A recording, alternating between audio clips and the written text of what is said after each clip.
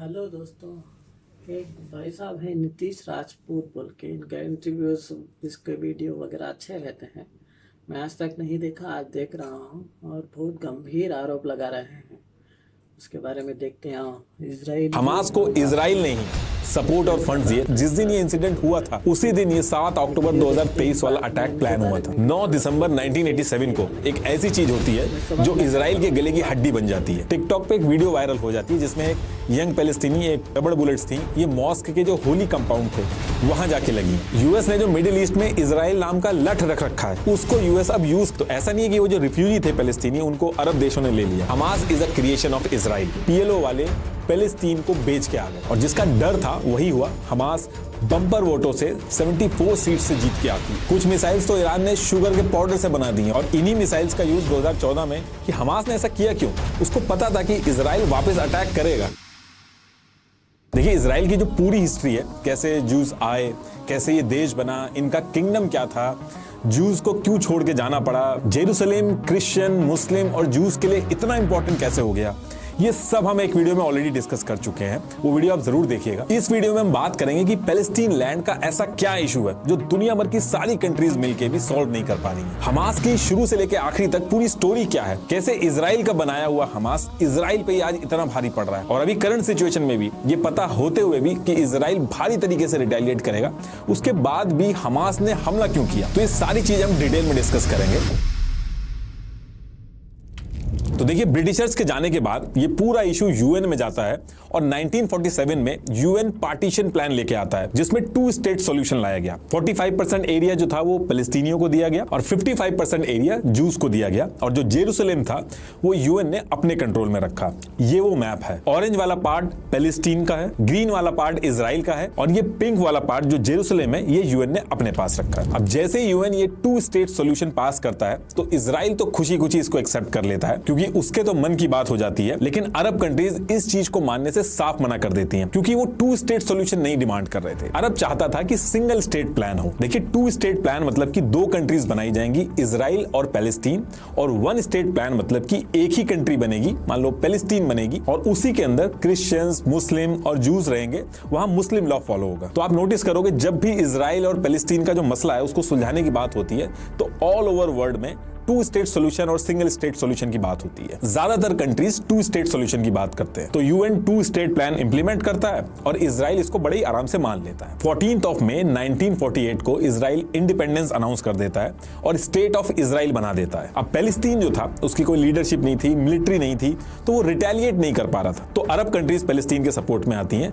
14 मई 1948 को इजराइल बना था। उसके नेक्स्ट डे 15 मई 1948 को अरब countries Egypt, Syria, Iraq, Lebanon, Jordan मिलके इजराइल पे अटैक कर देते हैं। इजराइल छोटा सा देश था जिसको बने सिर्फ 1 दिन हुआ था, तो देखा जाए तो इतनी सारी कंट्रीज मिलके इजराइल को हरा ही देती, लेकिन ऐसा होता नहीं है। ये वॉर 1 साल तक चलती है और इजराइल अरब कंट्रीज को हरा देता है और हराने के बाद क्या करता है कि यूएन ने जो 2 स्टेट बना के एरिया डिवाइड किया था वो तो दूर की बात, इजराइल उससे ज्यादा एरिया कब्जा कर लेता है। ये देखिए ये लड़ाई से पहले का इजराइल और लड़ाई जीतने के बाद ये जो ग्रीन वाला पार्ट है ये एरिया भी इजराइल अपने पास ले लेता है। और इस इजराइल अरब वॉर के बाद एक एग्रीमेंट होता है जिसे आर्मिस्टिक एग्रीमेंट 1949 भी बोला जाता है। इसमें एक टेम्परेरी लाइन बना दी गई थी जिसे ग्रीन लाइन बोला गया था कि यूएन ने जो कहा वो तो छोड़ो, फिलहाल जब तक कोई इस चीज का हल नहीं निकल पाता है ग्रीन लाइन फॉलो होगी। ये है वो ग्रीन लाइन वाला मैप। तो इस लड़ाई के बाद जो मैप बना वो यूएन वाले मैप से एकदम अलग बना। इसमें ये ब्राउन वाला पार्ट इजिप्ट के पास चला गया और ये पर्पल वाला पार्ट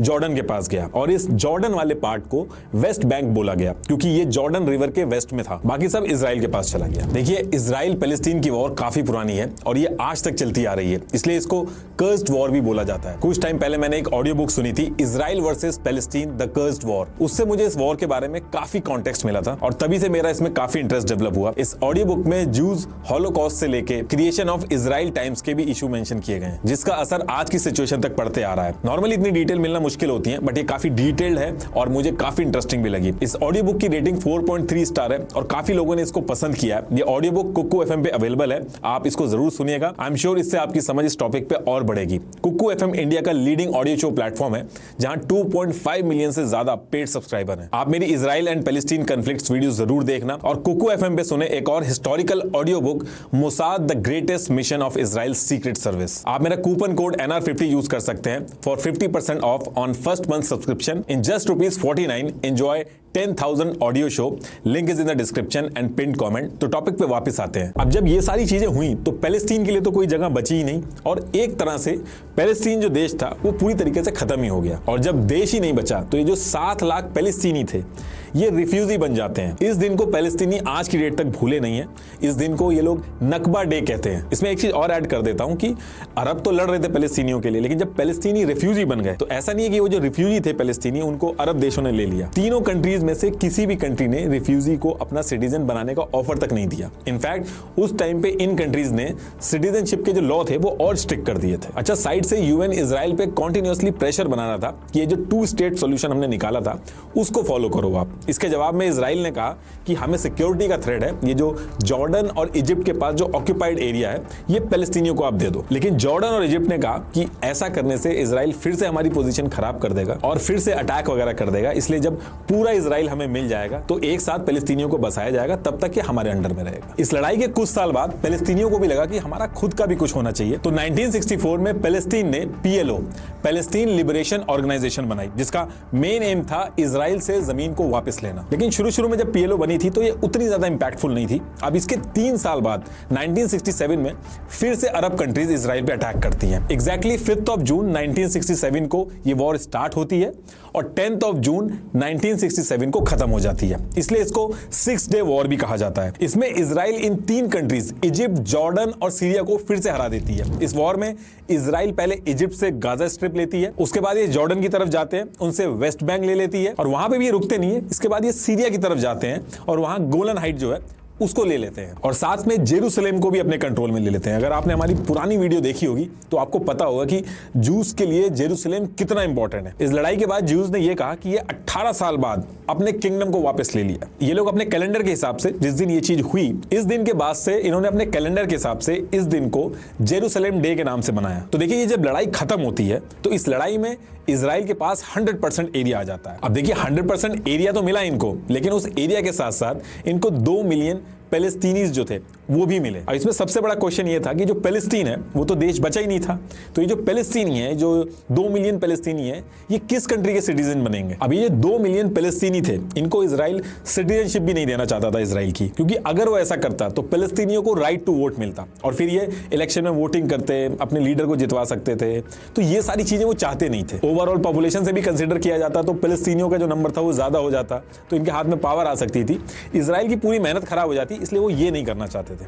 तो ना तो इन 2 मिलियन लोगों को ये सिटीजनशिप दे सकते थे इजराइल की, ना ये कहीं बाहर भेज सकते थे, ना उनको मार सकते थे, और ना ही इनके मन में ये था कि इनको अलग देश बना के दे दें। ऐसा नहीं था कि वेस्ट बैंक और गाजा जो है वो अलग देश बना के इनको दे दें, क्योंकि इनका मानना था कि इनकी सिक्योरिटी जो है वो रिस्क पे आ जाएगी ऐसे। तो इजराइल ने क्या किया, इन्होंने आइडेंटिफाई किया कि कौन कौन से वेस्ट बैंक और गाजा स्ट्रिप के ऐसे इलाके हैं जहां पे पैलेस्टीनियंस रहते हैं। हर गली और हर एरिया आइडेंटिफाई किया और उसको सेक्शन में बांट दिया और इस एरिया में मिलिट्री लगा दी और फिर इनके आसपास के एरिया में धीरे धीरे करके जूस को सेटल करना शुरू किया और जूस को वहां पे सेटल होने पे फ्री में लैंड और घर दिए जाते थे और कई केस में तो सरकारी नौकरियां भी दी जाती थी। एक मैप से समझाता हूं कि मैं कहना क्या चाह रहा हूं। ये इजराइल का मैप है, ये वेस्ट बैंक है और इस वेस्ट बैंक को जूम करेंगे तो ये देखिए ये ऐसे दिखता है। इसमें जो डार्क ब्राउन एरिया है ये पैलेस्टीनियंस के घर हैं, लाइट ब्राउन एरिया में पैलेस्टीनियंस के घर हैं और इजराइल की मिलिट्री कंट्रोल में है। इसमें जो ब्लू डॉट देख रहे हैं आप, इसमें इन्होंने जूस को सेटल किया है और ये जो ब्लू स्क्वायर देख रहे हैं आप, यहाँ पे इन्होंने अपनी मिलिट्री के बेस रखे हैं जिससे हर किसी की मूवमेंट जो है वो कंट्रोल की जा सके, अटैक वगैरह ना हो। और सेम चीज इन्होंने गाजा स्ट्रिप में भी की। देखिए इजराइल के इन एक्शन से समझ में आ गया था कि ये जो बैक टू बैक वॉर हुई है ये किसी को ट्रस्ट नहीं करेंगे और इस जगह को ये पैलेस्टीनियों को देने के मूड में नहीं लग रहे थे। इसलिए आप देखोगे कि आज की डेट तक कोई भी इजरायली नेता हो वो कहेगा कि 2 स्टेट सॉल्यूशन होना चाहिए, लेकिन स्टेट के बॉर्डर क्या होंगे उस पे हमेशा चुप रहता है। यूएन ने इस चीज को लेकर काफी बार बोला कि ये जो जूस यहाँ पे सेटल हो रहे हैं ये इलीगल है, लेकिन इजराइल का कहना था कि हम अपनी सिक्योरिटी रिस्क पे नहीं डाल सकते। यही रीजन है कि जो पैलेस्टीन देश है वो गूगल मैप वगैरह पे अगर आप सर्च करोगे तो आपको मिलेगा नहीं, क्योंकि पैलेस्टीन जो देश है वो बचा ही नहीं। अच्छा, इसमें एक चीज और थी कि गाजा स्ट्रिप हो या फिर वेस्ट बैंक हो, इसके अंदर वाटर सप्लाई, इलेक्ट्रिसिटी, टेलीकम्युनिकेशन सब इजराइल का होता था। तो पहले 1946 में ये मैप था, फिर यूएन ने जो बनाया वो ये था और फिर उसके बाद ये बना और आज की डेट में ये मैप है। अब देखिए सारी चीजें जो इजराइल कर रहा था, इन सारी चीजों को देख के जो अरब कंट्रीज थी ये यूएन पहुंचती हैं और कहती है कि 1967 से पहले वाला जो बॉर्डर था, यानी कि जो ग्रीन लाइन थी, जो डिसाइड किया था हम लोगों ने, इजराइल को कह दीजिए कि उस पर वापस चले जाए और जो गाजा पट्टी है, वेस्ट बैंक है और गोलन हाइट है, उसको आप हमें दे दीजिए। लेकिन इस बार इजराइल ने यूएन को भी मना कर दिया। अब देखिए इतनी लड़ाइयां हो चुकी हैं, 1973 में भी एक लड़ाई हुई थी और अरब भी लड़ाई कर करके थक गए थे और अब लड़ाई करने पे ये भी डर बन गया था कि जो एरिया था वो और चला जा रहा था। जैसे सीरिया का गोलन हाइट था, वो कब्जा कर लिया था इजराइल ने।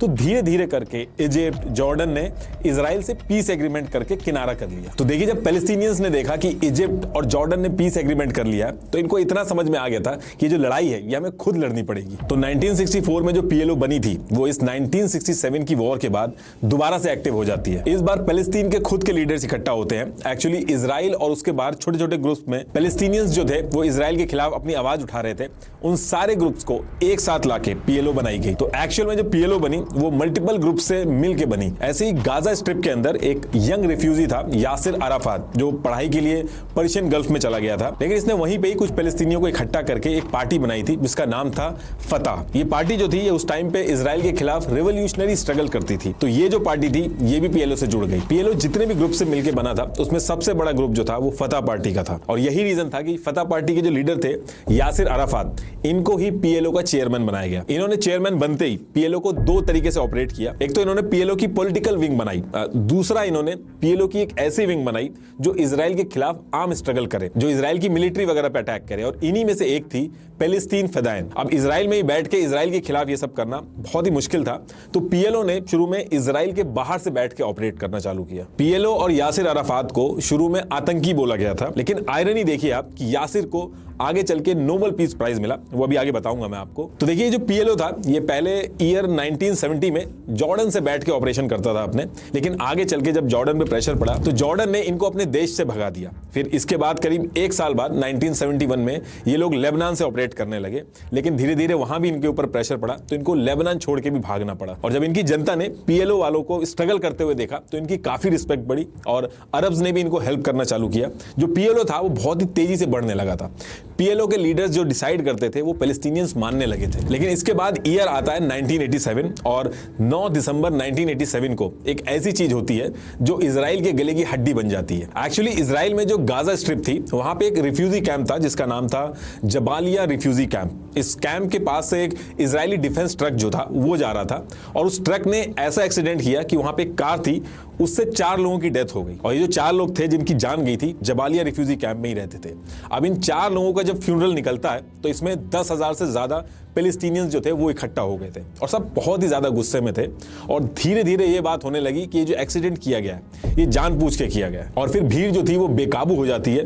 भीड़ जो थी वो इजराइल के जो कैंप वगैरह थे उन पर अटैक करती थी, बॉटल्स में आग लगा के फेंकती थी, प्रोटेस्ट करने लगी, कई तरीके से वायलेंस किए। जो वॉल्स थी वहां पे इजराइल के खिलाफ गालियां लिखने लगी। तो उस एरिया में ये सारी चीजें शुरू हो जाती हैं। अब इसके रिस्पॉन्स में इजराइल 80,000 से ज्यादा सोल्जर्स जो थे वो गाजा स्ट्रिप में भेज देता और इससे टेंशन और बढ़ जाती है। जो लोकल पैलेस्टीनीज थे और जो इजरायली फोर्सेस थी दोनों तरफ से बहुत ज्यादा जाने गई। धीरे धीरे ये जो बात थी गाजा स्ट्रिप से वेस्ट बैंक की तरफ पहुंच जाती है और वहां के भी जो पैलेस्टीनियंस थे वो भी भड़क जाते हैं। और इस टाइम पे पीएलओ के जो लीडर्स थे वो भी अपने लोगों के साथ आ जाते हैं।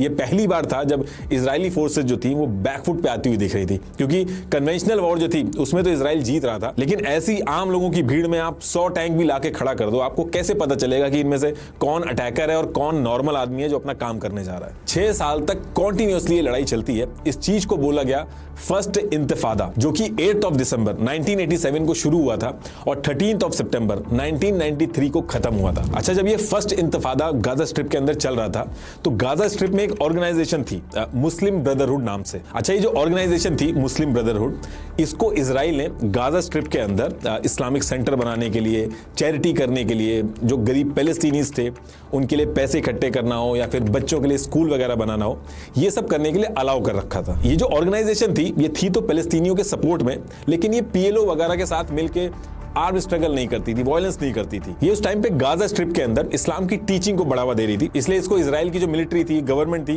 वो इसको काफी फंड भी करती थी मस्जिद वगैरह बनाने के लिए गाजा स्ट्रिप के अंदर। और इस वजह से गाजा स्ट्रिप के अंदर इनके जो पैलेस्टीनी फॉलोअर्स थे वो बहुत तेजी से बढ़ रहे थे। अब जब ये फर्स्ट इंतफादा हुआ गाजा स्ट्रिप के अंदर और ये जो ट्रक वाला इंसिडेंट हुआ, तो 10 दिसंबर 1987 को मुस्लिम ब्रदरहुड के कुछ लीडर इकट्ठा होते हैं और एक मीटिंग की शेख अहमद यासीन के घर पे।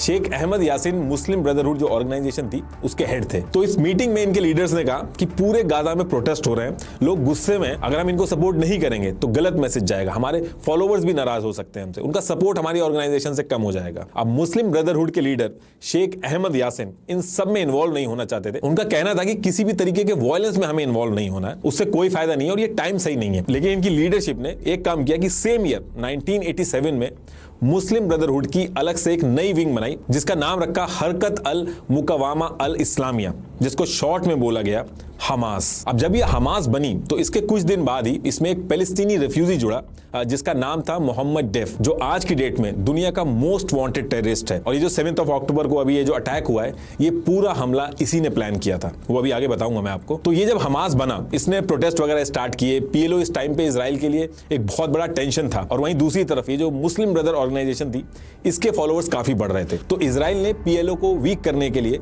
डिवाइड एंड रूल की पॉलिसी अपनाई। पीएलओ के अगेंस्ट में हमास को इजराइल ने ही सपोर्ट और फंड्स दिए ताकि ये लोग पीएलओ के अगेंस्ट में खड़े हो जाएं। ये बात former Republican congressman Ron Paul ने officially floor of the house के सामने एक्सेप्ट की थी कि हमास को पीएलओ के यासिर अराफात को काउंटर करने के लिए बनाया गया था। Hamas was encouraged and really started by Israel because they wanted Hamas to counteract Yasser Arafat. और यासिर अराफात जो पीएलओ के हेड थे, उन्होंने खुद ये चीज इटालियन न्यूज़पेपर में बताई थी कि Hamas is a creation of Israel. In fact Israel के ब्रिगेडियर जनरल यिटजिक जो गाजा में काफी टाइम से थे, उन्होंने न्यूयॉर्क टाइम्स में बताया कि उन्होंने हमास को शुरू में फंडिंग की थी और मदद भी की थी और आगे चल के यही हमास उनके खिलाफ अटैक करने लगा था। इवान जो कि इजराइल की तरफ से गाजा स्ट्रिप में 2 डेकेड तक थे, उन्होंने ऑफिशियल स्टेटमेंट में कहा, Hamas to my great regret is Israel's creation. इन्होंने लेटर भी लिखा था अपने सीनियर्स को कि ये डिवाइड एंड रूल की पॉलिसी इजराइल को बैकफायर करेगी और आगे चल के ये बात सच निकलती है। ये चीज, ये जो हमास इन्होंने बनाई थी, ये आज की डेट तक इनको परेशान कर रही है। इजराइल ने इतनी आर्मीज को हराया जंग में, इतनी सारी वॉर्स जीती, लेकिन हमास के गुरिल्ला वॉरफेयर का कभी कोई सॉलिड प्लान नहीं आया इनके पास, जिसकी वजह से ना जाने कितने मासूमों की जान गई। जब ये फर्स्ट इंतफादा चल रहा था तो हमास 2 साल तक तो चुप रहा, पीसफुली प्रोटेस्ट वगैरह करे, लेकिन इसने अपने असली रंग दिखाए 1989 में। इन्होंने अपना पहला अटैक किया जिसमें इन्होंने 2 इजरायली अवीसस पोटस एंड साडॉन, इन दोनों को मारा और यहां से ये डे बाय डे ब्रूटल होते गए। इन्होंने बच्चों की बसेस में आग लगाई, बॉम्ब फेंके, बहुत डिस्ट्रक्शन किए। ये इस हद तक रेडिकल हुए थे, खुद ही बॉम्ब पहन के लोगों पे जाके अटैक कर देते थे। और जहां बाकी पैलेस्टीनियंस ग्रुप जो थे वो इजराइल की मिनिस्ट्री से लड़ाई कर रहे थे, वहां की आर्मी से लड़ाई कर रहे थे, इन्होंने सिविलियंस को टारगेट किया और फिर धीरे धीरे आगे चल के इन्होंने अपनी पॉलिटिकल विंग भी बनाई। फर्स्ट इंतफादा 1987 से 1983 तक चलता है और इसमें इजराइल इतना परेशान होता है कि पहली बार वो डिस्कशन के लिए रेडी होता है। फर्स्ट इंतफादा जो हुआ था उसने एक्चुअल में अरब वर्ल्ड जो था उसको एक रास्ता दिखा दिया था कि जो इजराइल फोर्सेज हैं उसको बैकफुट पे कैसे लाया जा सकता है। तो जब डिस्कशन स्टार्ट होता है तो शुरू में इजराइल के पीएम राबिन और पीएलओ की तरफ से यासिर अराफात, तो इन्होंने सीक्रेटली बिना किसी को बताए, नॉर्वे का एक शहर है ऑस्लो, उसके अंदर इनकी नेगोशिएशन स्टार्ट हुई और इसको मीडिएट कर रहे थे बिल क्लिंटन और नॉर्वे की जो गवर्नमेंट थी वो इसको मीडिएट कर रही थी। जब सब फाइनल हो गया तो उसके बाद ये चीज ओपन हुई और व्हाइट हाउस के अंदर 13 सितंबर 1993 को ऑस्लो एग्रीमेंट साइन कर दिया गया। इस एग्रीमेंट के अंदर यह था कि पहले तो इजराइल और पैलेस्टीन जो है ये दोनों एक दूसरे को रिकॉग्नाइज करेंगे, दूसरे दोनों लोग मिलकर कुछ कंडीशन सेट करेंगे, जिसमें से एक ये था कि वेस्ट बैंक और गाजा स्ट्रिप जो है ये पैलेस्टीनियन अथॉरिटी को दे दिया जाएगा, जिसके पहले प्रेसिडेंट यासिर अराफात होंगे। इस एग्रीमेंट के बाद पैलेस्टीन एक देश तो नहीं बना, लेकिन कुछ छोटी छोटी चीजें हुई, जैसे कि वेस्ट बैंक और गाजा में पैलेस्टीनियंस जो रह रहे थे उनके छोटे छोटे कंसर्न रहते थे, उसको रिजॉल्व करने के लिए पीएलओ के थ्रू एक पैलेस्टीनियन अथॉरिटी बनाई गई, उसमें मेंबर जोड़े गए और इंटरनल इलेक्शन और वोटिंग सिस्टम इंट्रोड्यूस किया गया। मतलब कि जिस पार्टी को ज्यादा वोट मिलेंगे वो इन दोनों एरिया वेस्ट बैंक और गाजा में पैलेस्टीनियंस जो हैं उनके इशू को आगे रखेंगे। एक तरह से वोटिंग इस चीज की थी कि पूरे पैलेस्टीनियंस जो हैं, वो जो जनता है उनका रिप्रेजेंटेटिव कौन होगा उसकी वोटिंग होगी। इसमें वेस्ट बैंक और गाजा के एरिया को 3 सेक्शन में बांट दिया गया। एरिया ए, जिसमें गवर्नमेंट और सिक्योरिटी दोनों कंट्रोल जो है वो पैलेस्टीनियंस के पास रहेगा। एरिया बी, जिसमें गवर्नमेंट कंट्रोल पैलेस्टीनियंस के पास रहेगा और जो सिक्योरिटी कंट्रोल होगा वो इजराइल के पास रहेगा। एरिया सी, जिसमें पूरा कंट्रोल इजराइल के पास रहेगा। इस ऑस्लो एग्रीमेंट के लिए यासिर अराफात और इजराइल के पीएम को नोबेल प्राइज भी दिया गया, लेकिन इस ऑस्लो अकॉर्ड की वजह से इजराइल और पैलेस्टीन दोनों के लोग गुस्सा हो गए थे। ये झाक राबिन, जो कि इजराइल के पीएम थे, उनको इस चीज के लिए गोली मार दी गई थी और जिस इजरायली सरकार ने इस एग्रीमेंट के लिए डिसीजन लिया था उस सरकार को भी हटा दिया गया। इस एग्रीमेंट के अपोज में एक इजराइल के अंदर एक रैली भी निकाली गई थी जिसका नाम था डेथ टू राबिन। उसमें अभी के जो पीएम है बेंजामिन नेतन्याहू, वो भी शामिल हुए थे। इसके बाद नेतन्याहू पीएम बने और उन्होंने इस पीस एग्रीमेंट से किनारा कर लिया। चाहे पीएलओ हो या इजराइल हो, जो भी पीस एग्रीमेंट की बात करता था वो खत्म हो जाता था। उसको गद्दार कहते थे, देशद्रोही कहते थे। इस एग्रीमेंट के बाद यासिर अराफात जो थे उनकी जनता भी उनसे गुस्सा हो गई और पीएलओ की पॉपुलैरिटी जो थी वो भी कम हो गई। पैलेस्तीनी लोग कह रहे थे कि कहां हम पूरे एरिया की बात कर रहे हैं और कहां ये तुम छोटी छोटी चीजें मान के आ गए। इधर हमास जो था उसने भी कहना स्टार्ट किया कि पीएलओ वाले पैलेस्तीन को बेच के आ गए। इसके बाद हमास ने कई सारे हमले करे, फिर इजरायली गवर्नमेंट ने भी कई सारे हमले करे, दोनों तरफ से सिविलियंस की जान गई। बात इतनी खराब हुई कि ऑस्लो एग्रीमेंट जो था वो ठंडे बस्ते में चला गया और पीएलओ जो था, जिसकी इमेज बहुत अच्छी थी पैलेस्टीनियंस के सामने, वो इमेज भी खराब हो गई। उनका जो रुतबा था पीएलओ का वो भी गिर गया। अब जो सपोर्ट था वो हमास को जा रहा था। लोगों को लग रहा था कि हमास ही है जो पैलेस्तीन उनको वापस दिलाएगा। इसकी वजह से हमास और पीएलओ की जो फतह पार्टी थी उसमें भी बहुत सारे क्लैशेस होने लगे। इसके बाद ईयर आता है 2000 और 28 सितंबर 2000 को ऐसी सिचुएशन बनती है कि सेकंड इंतफादा शुरू हो जाता है। एक्चुअली इजराइल के जो पीएम थे वो 1000 सिक्योरिटी गार्ड लेके टेंपल माउंट, जिसको अल हरम और अल शरीफ भी कहते हैं, वहां चले गए थे। वहां जाके उन्होंने कुछ बयान भी दे दिए थे, जिसमें से एक ये था कि टेंपल माउंट जो है वो जूस का है। इससे जो पैलेस्टीनियंस थे वो फिर से भड़क जाते हैं, आम जनता भड़क जाती है और वायलेंस फिर से शुरू हो जाता है। जगह जगह पे प्रोटेस्ट हुए, कई लोगों की जान गई, हमास ने भी बहुत भारी अटैक किया और ये वाला जो सेकंड इंतफादा था ये 2000 से 2005 तक चला। इसको शांत करने के लिए इजराइल ने गाजा स्ट्रिप में जितने भी जूस थे उनको गाजा स्ट्रिप से पूरी तरीके से हटा दिया और सेकंड इंतफादा का ये फायदा हुआ कि थोड़ा सा बैकफुट पे आई इजरायली गवर्नमेंट। उन्होंने जो जूस थे जो गाजा स्ट्रिप में थे वो पीछे कर लिए और गाजा स्ट्रिप जो था अब उसमें पूरी तरीके से पैलेस्टीनियंस बचे थे। गाजा स्ट्रिप की बात करूं तो 2004 तक 7826 जो जूस थे वो उसमें रहते थे और सेकंड इंतफादा के बाद ये सारे के सारे छोड़ के चले गए थे। इसके बाद नवंबर 2004 में जब पीएलओ के हेड यासिर अराफात की डेथ होती है और महमूद अब्बास जो कि फतह पार्टी के थे ये पीएलओ के चेयरमैन बनते हैं और इसके बाद पीएलओ और वीक ही पड़ती है। दूसरी तरफ हमास जो थी वो और पॉपुलर होती है। जब पीएलओ ने पूरे इजराइल को लेने की बात की तो पीएलओ आगे बढ़ी और जब हमास ने पूरे इजराइल को लेने की बात की तो हमास आगे बढ़ा और ये दोनों पार्टी, हमास और पीएलए की फतह पार्टी, ये दोनों आपस में बहुत ही ज्यादा लड़ने लगी। इसके बाद 26 जनवरी 2006 को वेस्ट बैंक और गाजा में इंटरनल इलेक्शन होने थे कि कौन पैलेस्टीनियंस का रिप्रेजेंटेटिव बनेगा। तो इजराइल और यूएस दोनों नहीं चाहते थे कि हमास जीते क्योंकि इन्होंने बहुत ज्यादा अटैक किए थे, परेशान किया था इजराइल को और इजराइल को रिकॉग्नाइज करने के लिए भी रेडी नहीं थे। पीएलओ, यूएस और इजराइल तीनों बहुत ही श्योर थे कि पीएलओ ही जीतेगा इस इलेक्शन में। इजराइल ने सिक्योरिटी का हवाला देके कई इलाकों में हमास को कैंपेनिंग भी नहीं करने दी। तो इसके बाद इलेक्शन हो जाते हैं और 29 जनवरी 2006 को रिजल्ट आता है और जिसका डर था वही हुआ। हमास बम्पर वोटों से 74 सीट से जीत के आती है। सारे पैलेस्टीनियंस जो थे वो इसको सपोर्ट कर रहे थे और हमास का जो लीडर था इस्माइल हानिया, जो कि अभी भी लीडर है, ये जो अभी रिसेंटली 7 अक्टूबर को अटैक हुआ है उसमें भी ये शामिल था। तो इसने सोचा अब गाजा और वेस्ट बैंक पे ये खुद रूल करेगा। तो इस इलेक्शन के बाद हमास को शर्तें मानने को बोला जाता है, इजराइल को रिकॉग्नाइज करने को बोला जाता है और भी कई सारी चीजें उसको मानने को बोला जाता है, लेकिन हमास पूरी तरीके से मना कर देता है। तो जैसे ही हमास मना करता है तो सबसे पहले तो इजराइल जो पैलेस्टीनियन से टैक्स कलेक्ट करके पैलेस्टीनियन की अथॉरिटी को देता था वो उसने देना बंद कर दिया। उसके बाद यूएस जो एड देता था वो बंद कर दिया। अब बात इतनी बढ़ती है कि दोनों पार्टी, जो फतह पार्टी और हमास, इनके जो लीडर्स हैं और इनके जो सपोर्टर्स हैं वो आपस में भिड़ जाते हैं, हथियार उठा लेते हैं। कई दिनों तक लड़ाई चलती है। इस लड़ाई को बैटल ऑफ गाजा बोला गया था, ये 2007 में हुई थी। इस लड़ाई के बाद जो वेस्ट बैंक वाला जो एरिया था वहां से फतह पार्टी ने हमास को भगा दिया था और फतह पार्टी रूल करने लगी थी और गाजा स्ट्रिप से हमास ने फतह पार्टी को भगा दिया था और हमास खुद पूरी तरीके से गाजा स्ट्रिप पे रूल करने लगी थी। और तब से लेके आज तक कोई इलेक्शन नहीं हुए। यही दोनों पार्टी वेस्ट बैंक और गाजा, वेस्ट बैंक पे फतह पार्टी और गाजा पे हमास, ये दोनों रूल कर रहे हैं। पीएलओ की जो फतह पार्टी है वो फिर भी पीस वगैरह की बात करती है, कुछ सोल्यूशन निकालने की बात करती है, लेकिन हमास पार्टी जो है वो इजराइल को खत्म करने की बात करती है। और हमास जो है वो बहुत ही ज्यादा पॉपुलर अभी भी है, ऐसा नहीं कि बहुत पहले की बात है, अभी भी ये बहुत फेमस है। अभी 2021 में Palestinian centre for policy and survey research ने सर्वे किया था एक वेस्ट बैंक और गाजा स्ट्रिप में। इसमें 1200 लोगों का सैंपल लिया था, जिसमें से 53% पैलेस्टीनियंस ने हमास को सपोर्ट किया था। अब होता क्या है कि ये सारी चीजें होने के बाद जो पीस प्रोसेस है पहले दो पार्टियों में चल रहा था, इजराइल और पीएलओ के बीच में, अब इसमें तीसरी पार्टी आ गई थी हमास। तो जो पहले से ही फंसी हुई चीज थी वो और कॉम्प्लिकेटेड हो गई। हमास को जो है अरब से भी सपोर्ट मिलने लगा, ईरान ने बहुत सपोर्ट किया हमास को, उसको हथियार वगैरह भी दिए। तो उन हथियारों का यूज करके एक बार नहीं काफी सालों से हमास गाजा पट्टी में बैठे बैठे ही इजराइल पे बैक टू बैक मिसाइलें मारता रहता है टाइम टू टाइम जब भी कोई इशू होता है। और इसी हमास के अटैक की वजह से इजराइल ने आयरन डोम डेवलप किया था जो हवा में ही मिसाइल्स को रोक देता है।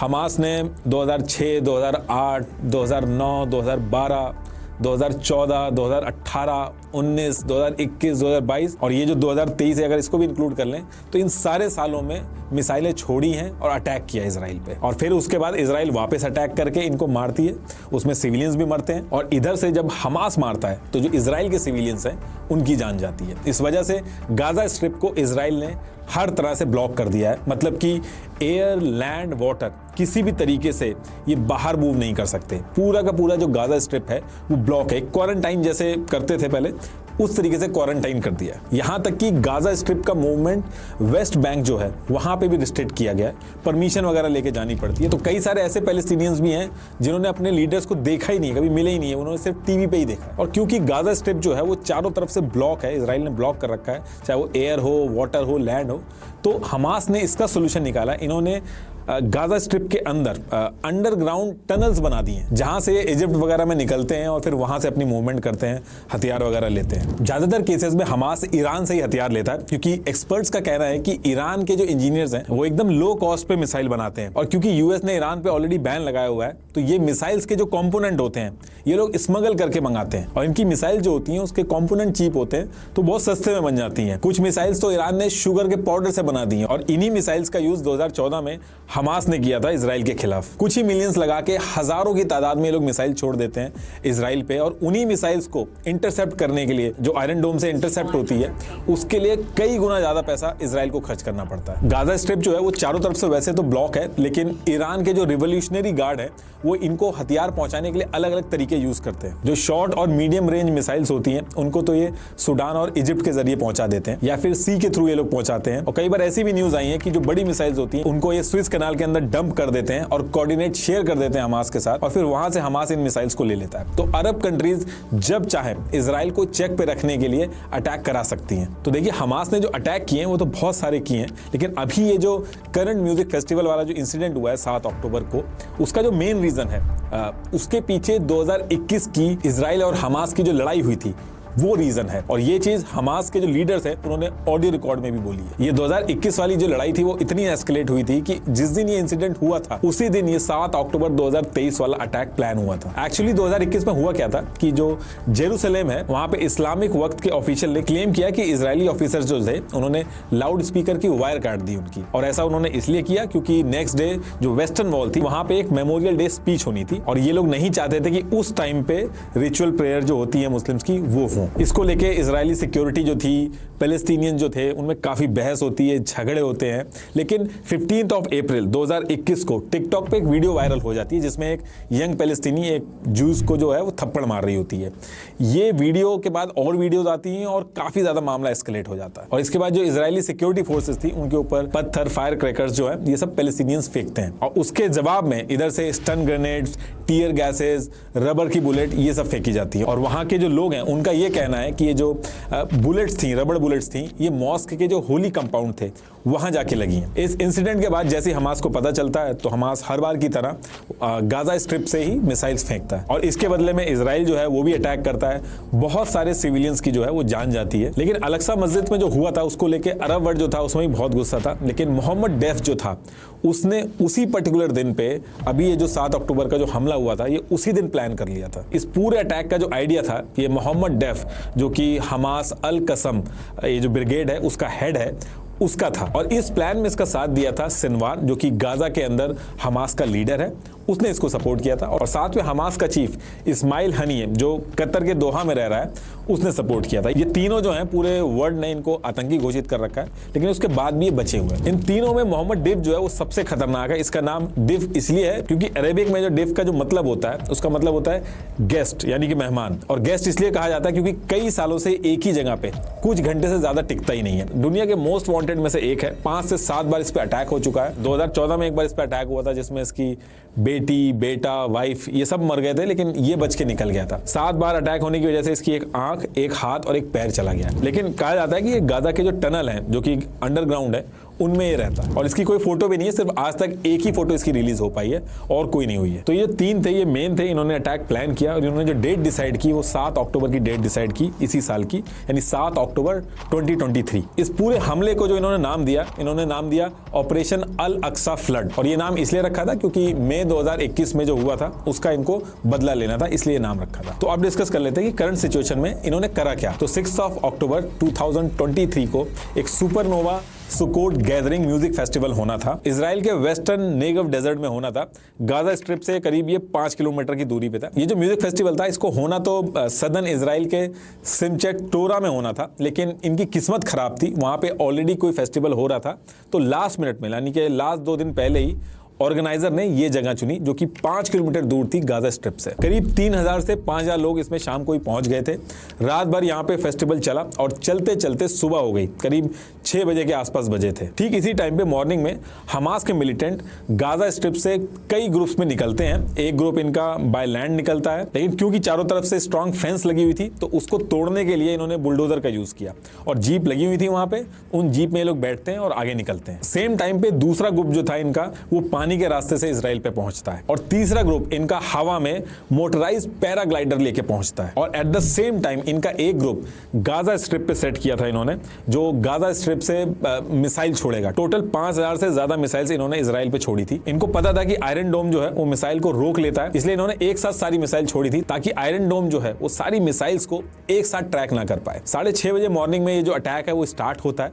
7 बजे के आसपास बाकी ग्रुप जो थे वो इजराइल और गाजा के बॉर्डर वाले इलाकों में, जिसमें नहाल, होलेट, नीर, नेटिव, हसारा, बेरी और कफारजा थे, इनमें ये घुसते हैं और जो मिलता है उनको मारते हैं, चाहे बच्चे हों या बड़े हों। इस अटैक के स्टार्ट होते ही मोहम्मद डेव एक ऑडियो रिलीज करता है। في ظل هذه الجرائم المتواصلة بحق أهلنا وشعبنا وفي ظل عربدة الاحتلال।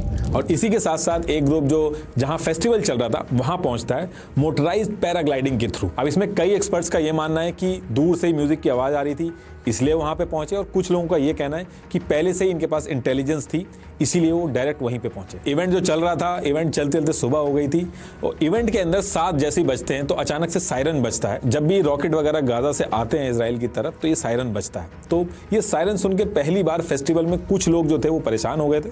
कुछ लोग तब भी ये समझ रहे थे कि ये शायद कुछ सेलिब्रेशन चल रहा है, ये इस इवेंट का ही पार्ट है। और देखते ही देखते आसमान में पैराग्लाइडर्स दिखते हैं और ये लोग उतरते ही पूरे फेस्टिवल में अंधाधुंध फायरिंग करते हैं। कुछ लोग गाड़ी से भी आ गए होते हैं और ये अंधाधुंध सब पे अटैक करते हैं। जहां पे फेस्टिवल हो रहा था वहां पे पूरा खाली इलाका था, तो छुपने की ज्यादा जगह नहीं थी, ओपन ग्राउंड था, तो सब ओपन ग्राउंड में ही भाग रहे थे और ये लोग पीछे से गोलियां चला रहे थे और कार से पीछा कर रहे थे। इस फेस्टिवल में जो लोग कार से आए थे वो अपनी कार से भाग रहे थे। इतनी ज्यादा कार हो गई थी कि रोड पूरी ब्लॉक हो गई थी। उन ब्लॉक रोड पे कार पर डायरेक्ट इन्होंने फायरिंग करी। ये जो फेस्टिवल चल रहा था इसमें 260 लोगों की जान गई। 130 लोगों को ये लोग किडनैप करके वापस गाजा में ले गए, क्योंकि हमास के कुछ लोग जेल में बंद थे। तो इनका प्लान था कि इजराइल के कुछ लोगों को वापस गाजा में ले जाएंगे और फिर अपने साथियों को जेल से छुड़वाएंगे और नेगोशिएशन करेंगे। आपने ऑलरेडी वो वीडियो देखी होगी जहां पे निकोल लुइक, जो कि एक टैटू आर्टिस्ट थी, जर्मन इजराइल ड्यूअल सिटीजनशिप थी उनकी, उनको कैसे परेड करवाया गया, फिर एक लड़की को बाइक पे बैठा के कैसे ले गए थे वो भी आपने देखा ही होगा।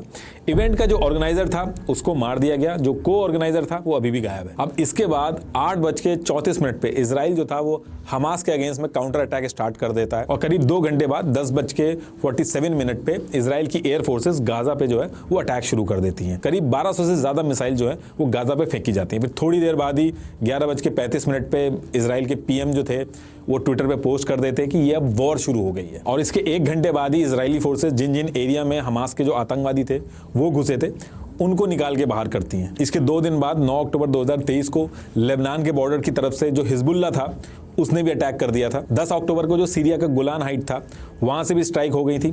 हर तरफ से अटैक शुरू हो चुके थे। 9 अक्टूबर को इजराइल ने गाजा स्ट्रिप को चारों तरफ से ब्लॉक करके गाजा का वाटर, इलेक्ट्रिसिटी, फूड सप्लाई सब कुछ ऑलरेडी रोक दिया था। इजराइल के एयर स्ट्राइक में 1000 से भी ज्यादा पैलेस्टीनी मारे गए। इसमें नॉर्मल सिविलियंस जो थे उनकी भी जान गई और 5000 से ज्यादा लोग घायल हुए। अभी तक टोटल इतनी कैजुअलिटी हुई है कि इसके बाद यूएस ने इजिप्ट से बात करके पैलेस्टीनियंस जो हैं उनके लिए रास्ता खोलने की बात की है और 2000 पैलेस्टीनियंस जो हैं वो गाजा छोड़ के बाहर निकल चुके हैं। इसके 3 दिन बाद यूएस ने अपना एयरक्राफ्ट इजराइल के सपोर्ट में भेज दिया और जिस दिन एयरक्राफ्ट आया था उसी सेम डे इजराइल ने सीरिया के जो एयरपोर्ट थे उनके ऊपर भी स्ट्राइक कर दी। तो हर तरफ से लड़ाई चल रही थी। इजराइल के एक्शन से लग रहा है कि वो इस बार गाजा को पूरी तरीके से कंट्रोल में ले लेगा और हमास को खत्म करेगा। अभी फिलहाल ये जो आप पूरा येलो एरिया देख रहे हो इसको खाली करा दिया गया है, लेकिन क्वेश्चन अभी भी है कि हमास ने ऐसा किया क्यों? उसको पता था कि इजराइल वापस अटैक करेगा और हमास ने 5000 मिसाइलें अरेंज कहां से की? इतनी लंबी प्लानिंग करी हमास ने और किसी को पता तक नहीं चला। ईरान का क्या रोल है? बहुत सारी थ्योरियां हैं जिसमें से एक थ्योरी मैं आपके सामने रखता हूं। देखिए ये ब्लू वाला जो है एक स्टैंडर्ड रूट है ट्रेड का। ये रूट यूएस के लिए बहुत इंपॉर्टेंट है क्योंकि इस रूट से ट्रेड होता है और पैसा बनता है। इधर इंडो पैसिफिक से यूरोप जाना हो तो कंट्रीज इसी रूट का यूज करती है और इसमें यूएस का फायदा होता है। और इसके काउंटर में रशिया ने इससे काफी छोटा रूट डेवलप कर दिया है जो इंडिया से स्टार्ट होकर ईरान से होते हुए यूरोप पहुंचता है, जिसको एनएसटीसी कहते हैं। अभी जो एनएसटीसी वाला रूट है ये छोटा भी है और इसमें पैसा भी कम लगेगा, टाइम भी कम लगेगा, तो इसकी रेलेवेंस ज्यादा है। और जो स्टैंडर्ड रूट था वो धीरे धीरे इररेलेवेंट होगा, इसकी ज्यादा इंपॉर्टेंस बढ़ेगी। ये जो रेड वाला जो है ये एनएसटीसी रूट है, इससे यूएस का पूरा गेम खराब होगा। तो यूएस ने इसके काउंटर में आईएमईसी इंट्रोड्यूस किया। ये भी इंडिया से ही शुरू होगा, सऊदी अरेबिया से होते हुए, इजराइल से होते हुए यूरोप पहुंचेगा। G20 में जब इसकी बात आगे बढ़ी तो ईरान ने इस चीज से परेशान होकर कई सारे स्टेटमेंट भी दिए थे कि मिडिल ईस्ट में ये जो रूट है ये सक्सेसफुल नहीं होगा, वहां ऑलरेडी बहुत ज्यादा टेंशन है। इस तरीके के स्टेटमेंट दिए थे। एक्चुअली सऊदी अरेबिया जो है वो इजराइल को रिकॉग्नाइज नहीं करता है, तो कई लोगों ने कहा कि ये सक्सेसफुल ही नहीं हो पाया। देखिए इजिप्ट ने इजराइल को रिकॉग्नाइज किया, जॉर्डन ने इजराइल को रिकॉग्नाइज किया, ये पूरा ग्रीन जो है इतनी कंट्रीज ने इजराइल को रिकॉग्नाइज किया। किसी कंट्री को रिकॉग्नाइज ना करने का मतलब होता है कि आप उस कंट्री से ट्रेड नहीं कर सकते, आपके जो सिटीजन हैं, जो आपके लोग हैं वो उस कंट्री जा नहीं सकते, क्योंकि रिकॉग्नाइज ना करने की वजह से जो पूरी कंट्री है उसकी एग्जिस्टेंस ही खत्म हो जाती है। अब अगर यूएस जो है वो सऊदी और इजराइल के बीच के रिलेशन सही नहीं करेगा तो ये जो पूरा रूट है ये फेल हो जाएगा। इसलिए इस टाइम पे यूएस जो है वो सऊदी के साथ नॉर्मलाइजेशन की एक डील कर रहा है। सऊदी ने डिफेंस वगैरह जो मांगा है यूएस ने सबके लिए हाँ करी है क्योंकि उसकी नीड है, और इधर से यूएस ने डिमांड करी है कि वो बस इजराइल को रिकॉग्नाइज कर ले। और हाल फिलहाल में इजराइल और सऊदी अरेबिया ने ये इंडिकेशन भी दिए, उनके स्टेटमेंट आप देखोगे तो इंडिकेशन भी दिए हैं, उससे लग रहा था कि सऊदी अरेबिया जो है वो इजराइल को रिकॉग्नाइज करने वाला है। और वैसे भी सऊदी अरेबिया से अगर रूट जाएगा, ट्रेड रूट जाएगा, तो सऊदी अरेबिया का भी फायदा होगा, इसलिए वो एग्री होता हुआ भी दिख रहा था। लेकिन आप कोइंसिडेंस देखिए कि G20 में सब बात आगे बढ़ती है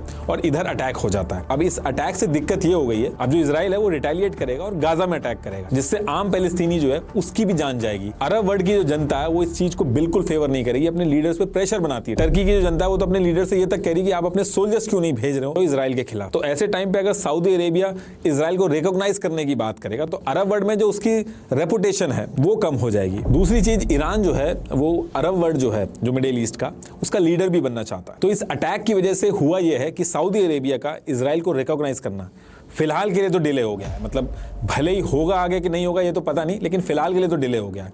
और जो ट्रेड रूट है आईएमईसी का, ये भी खतरे में आ गया है। अब चाहे ईरान का अरब वर्ल्ड का लीडर बनना हो, चाहे ये जो ट्रेड रूट है इसको रुकवाना हो, इस लड़ाई से सबसे ज्यादा जो फायदा हो रहा है वो ईरान का ही हो रहा है, और इसीलिए जो उंगलियां हैं वो ईरान के ऊपर उठ रही हैं। लेकिन इस पूरे केस में रशिया ने एकदम उल्टी बात कह दी है। रशिया की स्पोक्स पर्सन मारिया जो है, उन्होंने कहा कि ऐसा क्या कोइंसिडेंस है कि यूएस ने जस्ट 1 महीने पहले यूक्रेन की जो आर्म सप्लाई है वो बंद कर दी, जो पूरी दुनिया के लिए शॉकिंग था। तो रशिया की स्पोक्स पर्सन का कहना है कि यूएस की जो CIA है, 5 आइज है, इन सबको पता ही नहीं चला कि हमास इतने टाइम से अटैक प्लान कर रहा था।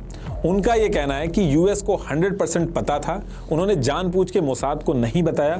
यही रीजन था कि मोसाद उस चीज को ट्रैक नहीं कर पाया। 1 महीने पहले यूएस ने जो यूक्रेन के आर्म सप्लाई रोके थे, अब उसको वो मिडिल ईस्ट में यूज करेगा। यूएस ने जो मिडिल ईस्ट में इजराइल नाम का लठ रख रखा है, उसको यूएस अब यूज करेगा मिडिल ईस्ट को चेक में रखने के लिए। अब देखिए थ्योरीज तो बहुत आ रही हैं, लेकिन ये जितना सिंपल लग रहा है ऑब्वियसली ये उतना सिंपल नहीं है। बस हमास ने ऐसे ही उठ के अटैक कर दिया, ये इतना सिंपल नहीं है। इसमें बहुत सारे इंटरेस्ट फंसे हुए हैं, बहुत बड़ी बड़ी पावर जो हैं उनके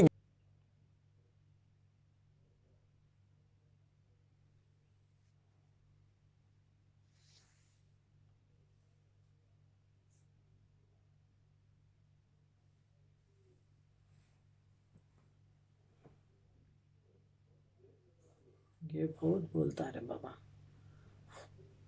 इतना कहाँ से लेके आता है पता नहीं, मगर ये लोग सब कुछ उल्टा सीधा बोलते हैं इस्लाम के बारे में। इस्लामी रेवोल्यूशन जो फ्रीडम फाइटर हैं उनके बारे में बहुत गलत बातें बोला है। और जितना हमास को सपोर्ट करने की बात है, कहीं ना कहीं ये सोच के ये सपोर्ट किया होगा इजराइल कि वो उसके बलबूते पे पला होगा, उसकी बातें सुन के जिएगा। ऐसा तो हो ही नहीं सकता।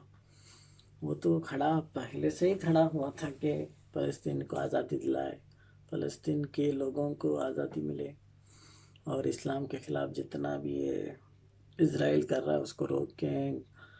मस्जिद अक्सा को जितना नुकसान दे रहा है, ये सब कुछ रोकने के लिए हमास खड़ा था। पहले से भी वो खड़ा हुआ था, सबको मालूम था ना। तो एक कैसे बोल सकता है कि वो सपोर्ट कर रहा था? ये तो झूठ हो गया।